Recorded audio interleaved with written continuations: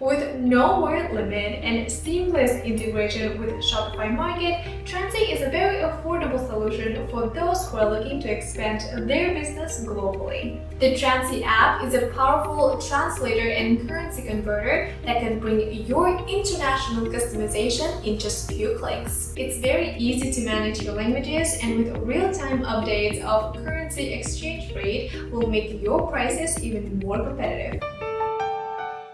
Hi, my name is Amy from eCommerce, and welcome to our 6th video series on how to use Transcy, where I'll explain everything you need to know about Transcy and how to use each feature. Geolocation feature allows you to automatically display the language and currency corresponding to the visitor's local language and currency when they visit your store website. Step 1. In Transcy menu bar, go to Switcher and scroll down to Geolocation. Step 2. Here you'll be able to auto-switch currency or auto-switch language based on your chosen plan. For auto-language switch, you will have two options.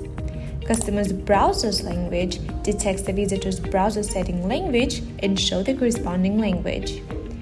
Customer's location, based on the visitor's IP location, detects the location and show the corresponding language. You can recommend to visitors the language and currency based on their location by choosing location recommendations, or let visitors change their countries or regions by themselves by choosing location selections in the switcher.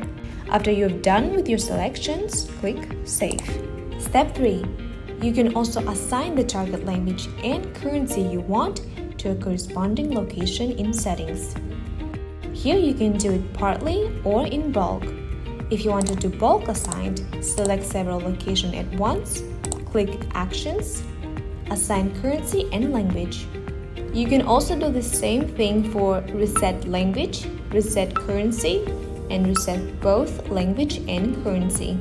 Please make sure languages and currencies you want to assign to your target language and currency have been set up and edited in the Transcy app. That's it from me today. Let me know if you have any further questions in the comment section below.